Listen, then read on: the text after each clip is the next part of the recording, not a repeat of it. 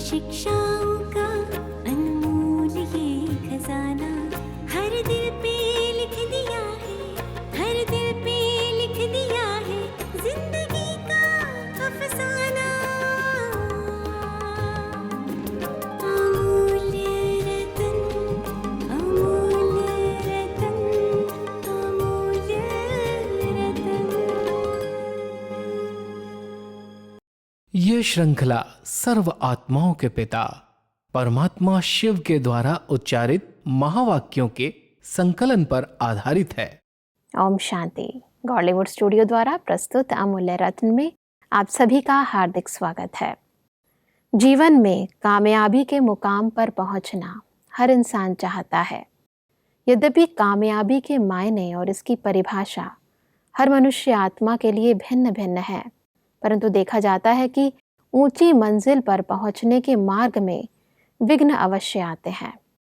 ईश्वरीय मार्ग पर मायावी सूक्ष्म विघ्नों को पार करने की यथार्थ विधि और सदा आगे बढ़ने का यथार्थ रास्ता क्या है, आज हम ईश्वरीय महावाक्यों द्वारा गहराई से जानेंगे। और इन महावाक्यों के स्पष्टीकरण के लिए हमारे मध्य हैं प्रजापिता ब्रह्मा कुमारीज ईश्वरीय विश्वविद्यालय के वरिष्ठ राजयोगी शिक्षक आदरणीय राजू भाई साहब। फिर सब आपका आज के एपिसोड में बहुत बहुत स्वागत है। वैसे पिछले एपिसोड में हम बात कर रहे थे 3 अक्टूबर 1992 के महावाक्यों पर, जिसका टॉपिक था ब्राह्मण अर्थात सदा श्रेष्ठ भाग्य के अधिकारी। वैसे महावाक्यों में आगे बढ़ते हैं। परमात्मा कहते हैं कि सदा चेक करो, याद तो है लेकिन साधारण याद है या शक्तिशाली याद है। ऐसे ही सेवा करते हो लेकिन निस्वार्थ सेवा है या कुछ ना कुछ स्वार्थ भरा है। सेवा करते हुए भी, याद में रहते हुए भी यदि माया आती है तो ज़रूर सेवा अथवा याद में कोई कमी है। बस अब इस सूक्ष्म चेकिंग को थोड़ा स्पष्ट करें। हमारे इस पुरुषार्थ में 2 ही बातें हमें मदद करती हैं आगे बढ़ने में, याद और सेवा। परमात्मा की याद, जिसको हम योग भी कहते हैं, वो याद कितनी शक्तिशाली है या साधारण रीति से हम परमात्मा की याद में रहते हैं। क्योंकि अगर शक्तिशाली याद है तो उसकी निशानी है परिवर्तन। तो परमात्मा की याद शक्तिशाली है या साधारण रीति से हम उनको याद करते हैं, चेक करना है। दूसरा, जो हम सेवाएं कर रहे हैं वो निस्वार्थ भाव से कर रहे हैं, सच्ची भावना से कर रहे हैं, या कोई ना कोई इसके पीछे स्वार्थ लेकर के फिर सेवाएं कर रहे हैं। तो परमात्मा कहते हैं बहुत महीनता से चेक करो। अगर याद और सेवा यथार्थ है तो पुरुषार्थ के मार्ग में कोई रुकावट नहीं आती।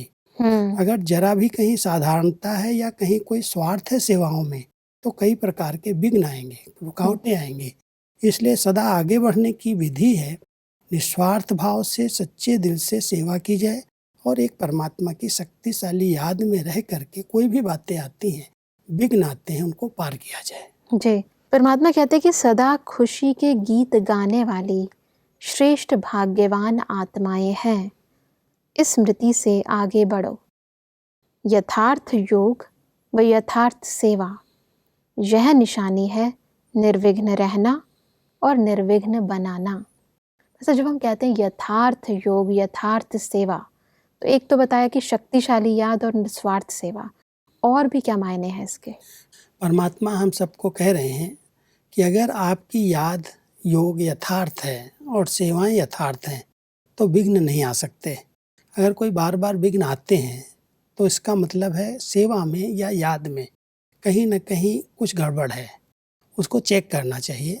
यथार्थ याद है माना परमात्मा की याद में हम यथार्थ रहते हैं, जैसे वो चाहते हैं कि अपने को आत्मा समझ करके मुझ परमात्मा को याद करो। संबंध के आधार से अगर हम परमात्मा को याद करते हैं तो उस याद में शक्ति है और उसके आधार से कोई विघ्न आएगा तो सहज पार हो जाएगा।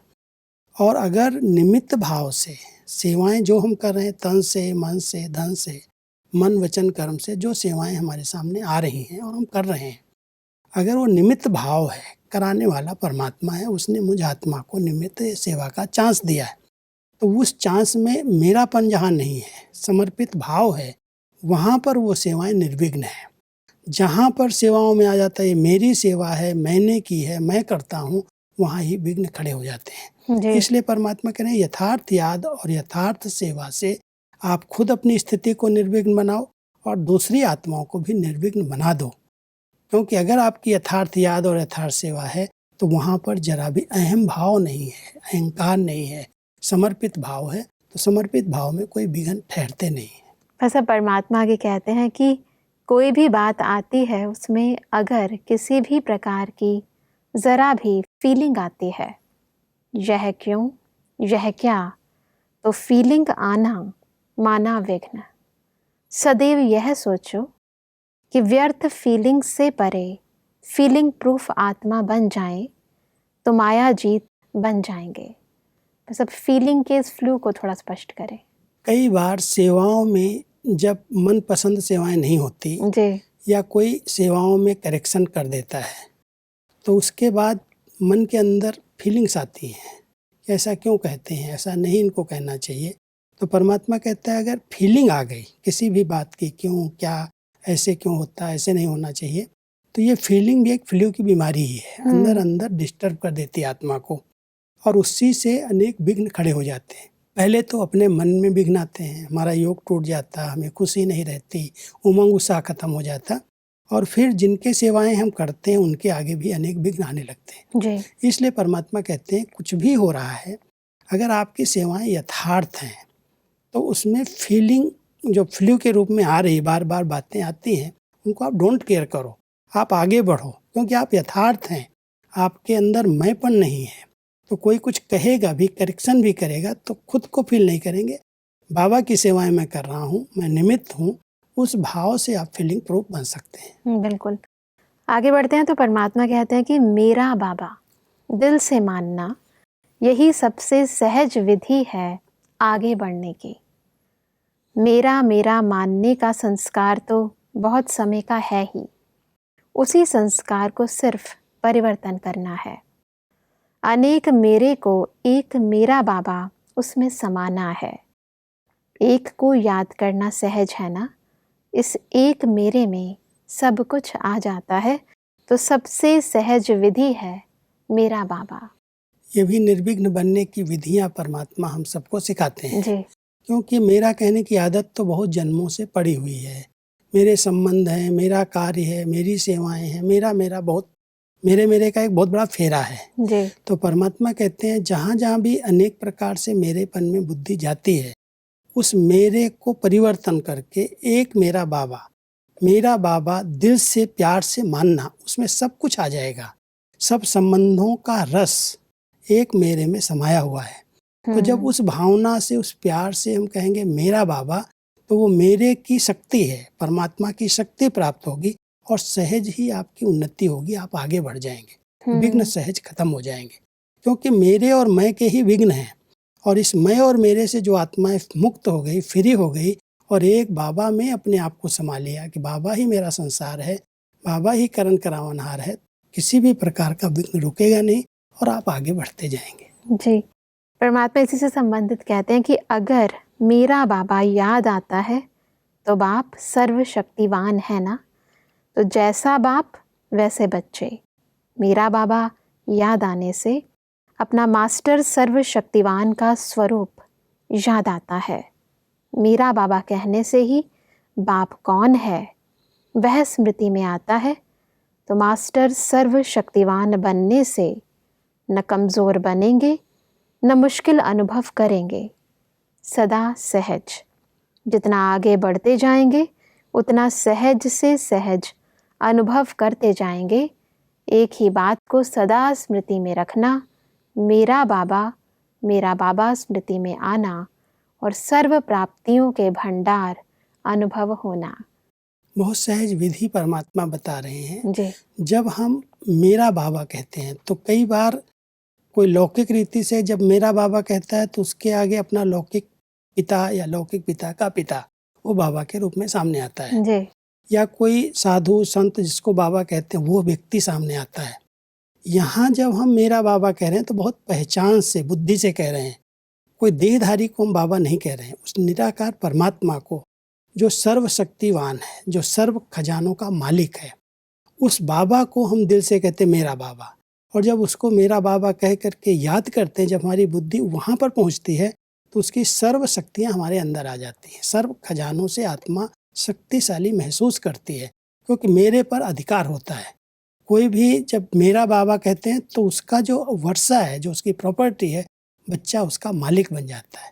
तो जब हम मास्टर सर्वशक्तिवान हो गए, सर्व खजानों के मालिक हो गए, तो कोई भी विघ्न, कोई भी रुकावट मुझे रोक नहीं सकती, क्योंकि मेरा बाबा मेरे साथ है। बिल्कुल, कई बारी हम बोलते हैं मेरा बाबा और सब दिल से भी बोलते हैं, परंतु यथार्थ मेरा बाबा कहने का अर्थ क्या है और स्थिति क्या होनी चाहिए वो समझना बहुत पहचान जरूरी है। करके निश्चय के आधार से जब मेरा बाबा कहें तो इस जगत से जैसे पार चले जाए, क्योंकि मेरा बाबा इस जगत का नहीं है, इस साकारी सृष्टि का बाबा मेरा बाबा नहीं है। वो निराकार परमात्मा जो सर्व आत्माओं का पिता है, सर्वशक्तिवान है, सबका कल्याणकारी है, वो पिता मेरा बाबा है।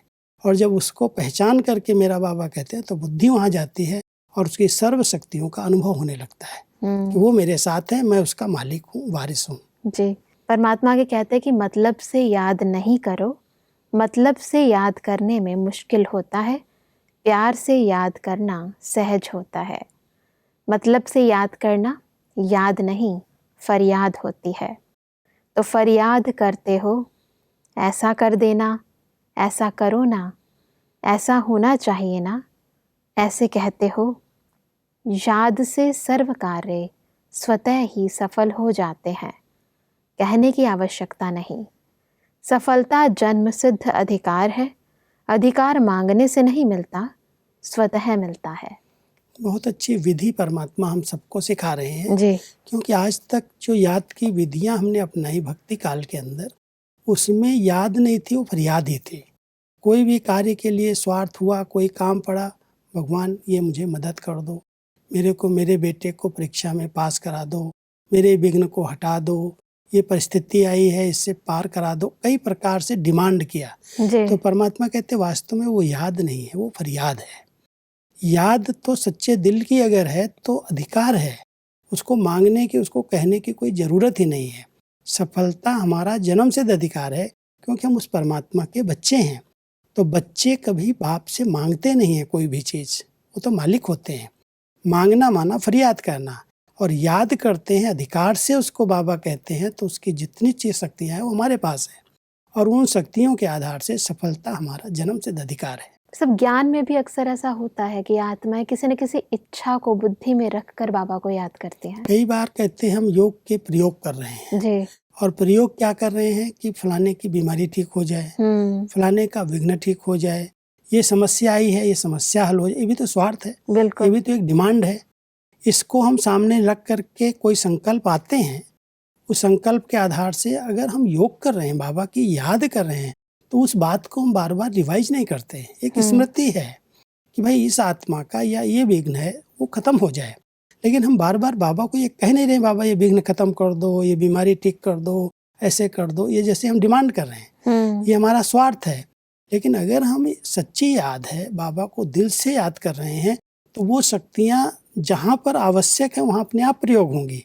हमको उस चीज के लिए कहना नहीं है, डिमांड नहीं करनी है, हमें शक्तिशाली स्थिति में स्थित होकर के कनेक्शन जोड़ करके बैठेंगे, तो कनेक्शन जुड़ते ही जो कार्य होना है अपने आप होने लगेगा। सूर्य निकलता है तो ये नहीं कहता यहाँ पर अंधकार है, मुझे यहाँ रोशनी देनी, यहाँ कीचड़ है, यहाँ पर मुझे डालनी किरणें, अपने आप चारों ओर फैलती हैं।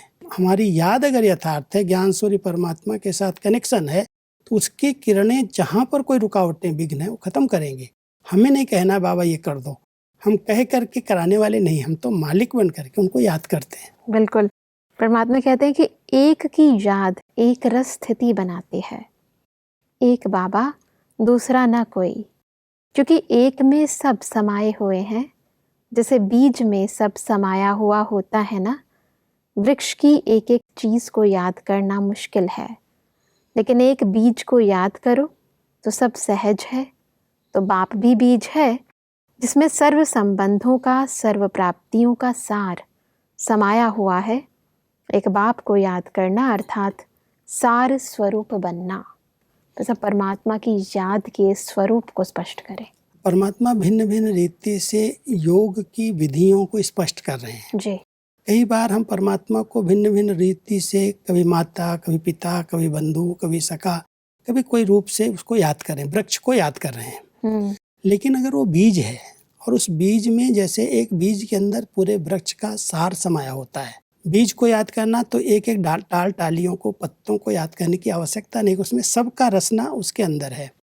ऐसे ही परमात्मा बीज है और उस बीज के अंदर सर्व संबंधों का रस समाया हुआ है। जब हम उसको उस स्वरूप में, यथार्थ रूप में पहचान करके याद करते हैं तो मात पिता, बंधु, सखा, स्वामी, सतगुरु, जिस संबंध की मुझे आवश्यकता है, जिसके मदद की आवश्यकता पड़ती है, वो संबंध से वो हमारे सामने आता है। लेकिन याद बीज रूप परमात्मा को करना, क्योंकि उसमें सब सार समाया हुआ है। तो आत्मा समझ करके उस बीज परमात्मा को याद करना, उसमें सब प्राप्तियां हैं, पूरा वृक्ष समाया है, जो आवश्यकता होगी अपने आप पूरी हो जाएगी। परमात्मा कहते हैं कि कभी भी किसी भी बात में अगर माया से धोखा खाते तो धोखा खाने की निशानी क्या है? दुख की लहर। जरा भी दुख की लहर संकल्प में भी आती है तो ज़रूर कहाँ धोखा खाया है। तो चेक करो कि किस बात में धोखा मिला, क्यों दुख की लहर आई। सुखदाता के बच्चे हो तो सुखदाता के बच्चे को दुख की लहर आ सकती है। स्वप्न भी बदल गए, सुख के स्वप्न आए, खुशी के स्वप्न आए, सेवा के स्वप्न आए, मिलन मनाने के स्वप्न आए, संस्कार भी बदल गए तो स्वप्न भी बदल गए। परमात्मा हम सबको ये भी एक बहुत सुंदर विधि बताते हैं जी। कि अगर यथार्थ याद है तो कहीं भी दुख और धोखे का अनुभव नहीं होता। अगर कहीं याद में कोई डिस्टरबेंस है, किसी देहधारी के साथ हमारी बुद्धि जुड़ी हुई है, तो कोई न कोई आत्माएं कहीं न कहीं से हमें धोखा देंगी, कहीं न कहीं से कुछ नुकसान होगा, और उसकी निशानी है उसी समय दुख की फीलिंग्स आएंगी। दुख की अनुभूति अगर हो रही है, माना हम धोखा कहीं खा रहे हैं, हमारी याद यथार्थ नहीं है। इसलिए परमात्मा हम सबको बहुत अच्छी तरह से चेकिंग बताते हैं। चेक करो कि अगर दुख की लहर आ रही है तो जरूर कहीं न कहीं परमात्मा की याद में मिक्स हो रहा है। व्यक्ति की, वैभवों की, कोई स्वार्थ की, कोई याद मिक्स है, इसलिए धोखा मिल रहा है। और धोखा मिल रहा है तो दुख की अनुभूति हो रही है। नहीं तो हम सुख के दाता के बच्चे, सुख स्वरूप आत्माएं हैं। सुख स्वरूप आत्माओं को संगम युग पर दुख की अनुभूति नहीं हो सकती। वो दुख की फीलिंग से प्रूफ है, और दुख की फीलिंग अगर नहीं है, सुख स्वरूप स्थिति, माना हमारी याद यथार्थ। जी।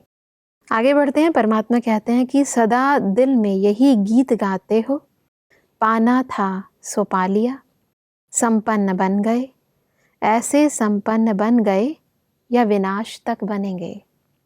अगर समय संपन्न व संपूर्ण बनाए तो रचना पावरफुल हुई या रचता।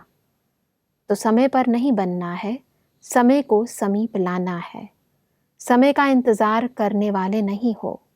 जब पा लिया तो पाने की खुशी में रहने वाले सदा ही एवर रेडी रहते हैं।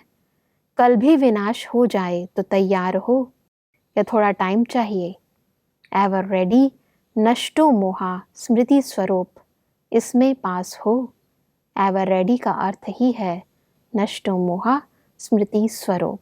बस अब एवर रेडी की इस परिभाषा को स्पष्ट करें। परमात्मा ने यहाँ दो एक बहुत गहरे रहस्य बताए। जी। एक तो कह रहे हैं कि जब आप कहते हो पाना था सो पा लिया, जब पा लिया माना आप संपन्न हैं, संपूर्ण हैं, संपन्नता आपको प्राप्त हो गई, अभी आपके कोई चाहना नहीं रही।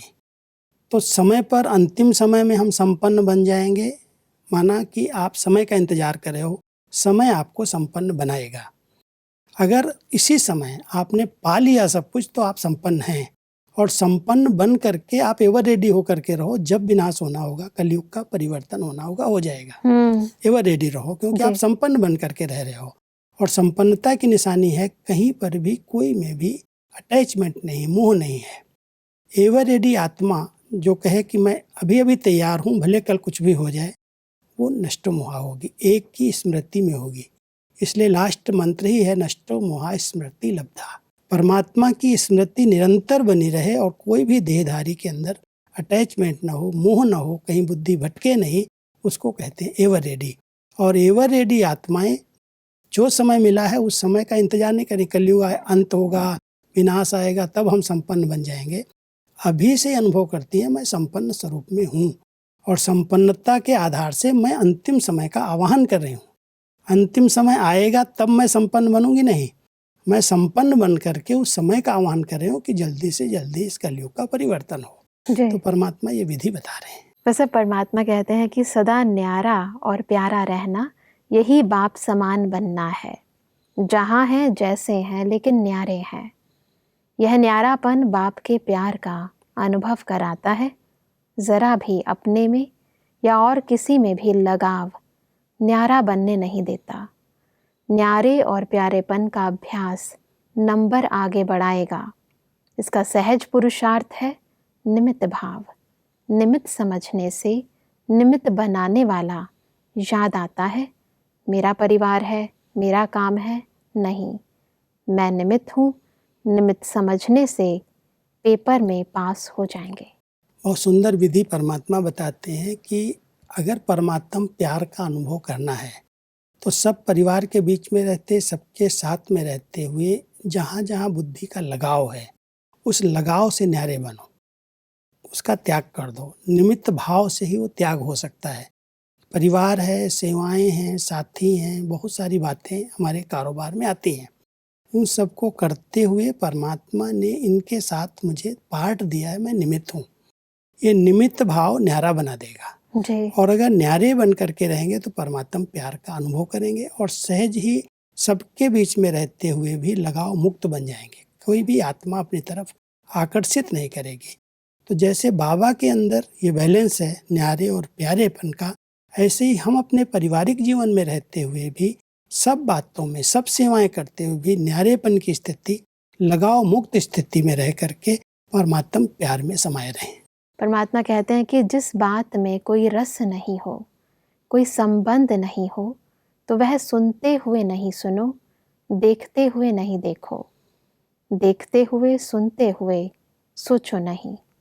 सोचो तो क्या सोचो, बाप की बातें। सुनो तो बाप की बातें, देखो तो बाप के श्रेष्ठ कर्म और फॉलो करने वालों के श्रेष्ठ कर्म।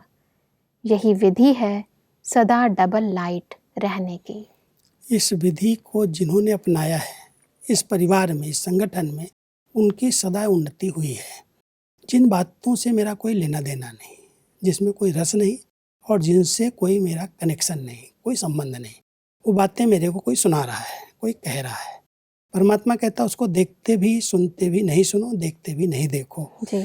केवल बाबा को देखो और उसके साथ जो प्राप्तियां हो रही उसकी स्मृति में रहो। जिन्होंने बाबा की श्रीमत को फॉलो किया है उन आत्माओं को देखो।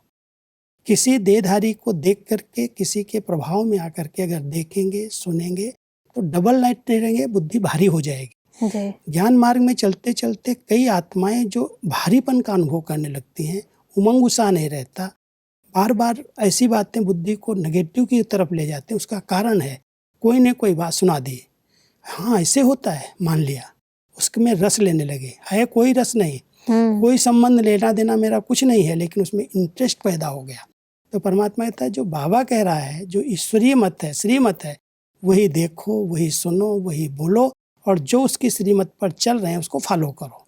दूसरी तरफ गए तो आप कहीं न कहीं से भटक जाओगे और स्थिति भारी हो जाएगी, बोझिल हो जाओगे, डबल लाइट नहीं रह सकते। बिल्कुल भाई साहब, आज हमने बहुत ही गहराई से ईश्वरीय ज्ञान मार्ग में सदा निर्विघ्न रूप से कैसे हम आगे बढ़ते रहें, उन विभिन्न विधियों को जाना। स्पष्टीकरण के लिए आपका बहुत बहुत धन्यवाद। ओम शांति। दर्शकों, आज के महावाक्यों में परमात्मा ने कहा कि यथार्थ योग व यथार्थ सेवा की निशानी है निर्विघ्न रहना और निर्विघ्न बनाना। परमात्मा ने कहा कि सदा आगे बढ़ने की सहज विधि है दिल से मानना मेरा बाबा। इससे आत्मा सर्व प्राप्तियों के भंडारों से भरपूर हो जाएगी और मास्टर सर्वशक्तिवान बन जाएगी। परमात्मा ने कहा कि एवर रेडी का यथार्थ अर्थ है नष्टो मोहा स्मृति स्वरो।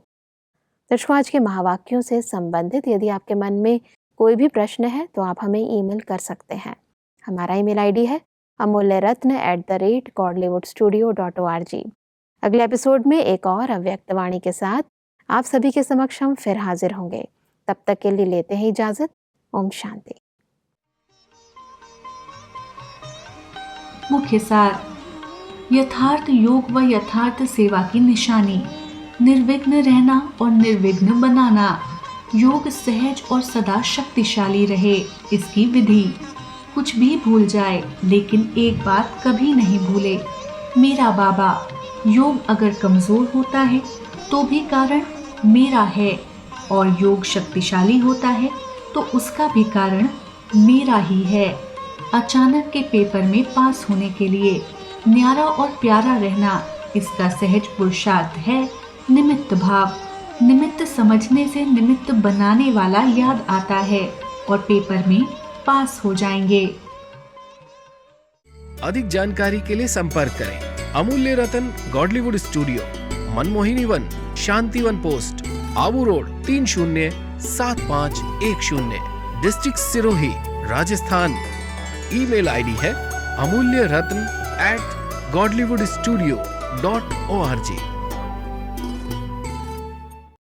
इस श्रृंखला को प्रजापिता ब्रह्मा कुमारीज ईश्वरीय विश्वविद्यालय के सेवा केंद्रों पर क्लास में नियमित रूप से चलाने के लिए गॉडलीवुड स्टूडियो से संपर्क करें।